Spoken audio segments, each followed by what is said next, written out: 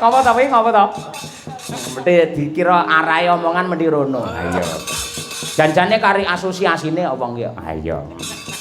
Monggo Mas. Yo, dandang gulanipun. Wasitati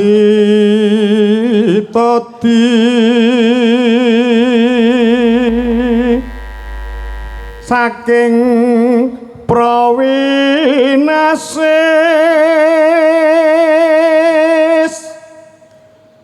ngelingono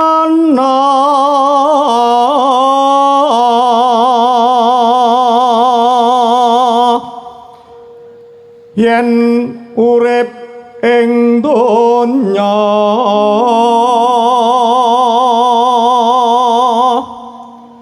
bebasan mung mampir ngombe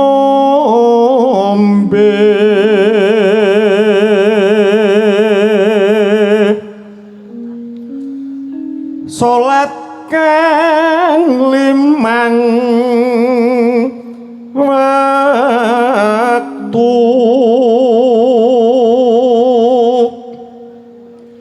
kudu tansah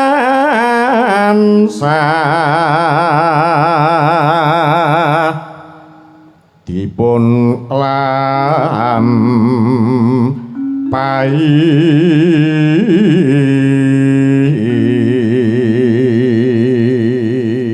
Salat ki cagake agama. Nggih. Kenapa wong salat kae uga diarani sujud, Tru?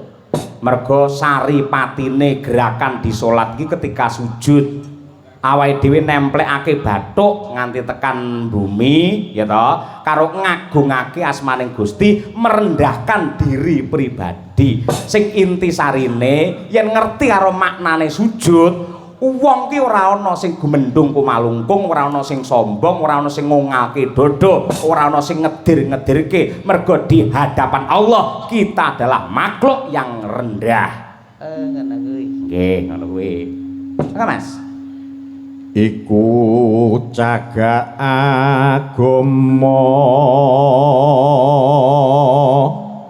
pakartikang luhur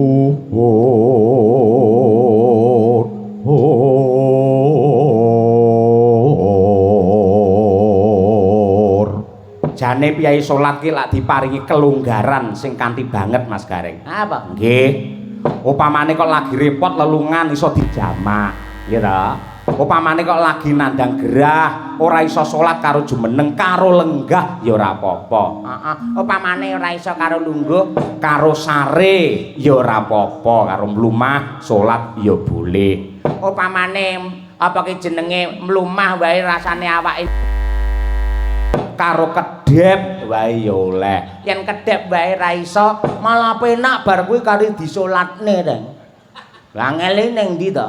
Klebu nuwun sewu apik wong salat ngangge sarung, ngangge baju koko, terus ngangge kopiah. Apike ngono kuwi. Ning upamane ra duwe baju koko, ngangge hem ya oleh. Ora duwe hem wane melarat, ra duwe hem ngangge kaos ya ora apa-apa. Ya, ngono kuwi. Pamane ra duwe kaos, ora usah nggih apa-apa ngligo yen pancen kepepet ra duwe lho, ora masalah.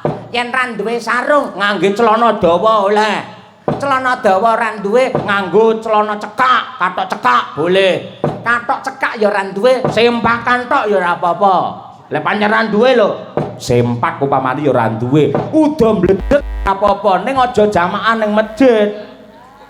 Lek jamane masjid terus pamane kepepet kudu ning masjid kowe kudu golek barisan sing mburi dhewe mesane kancamu terus lek pas rukuk aja nganti nyawang mburi iya kaget kowe engko mesti dadi fleksibel longgar banget ngono kuwi iya bener mangga Mas adoh kentu mindak munkar yakti urip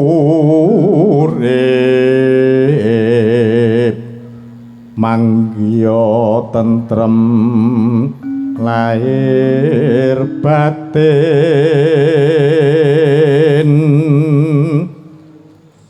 bekjon donya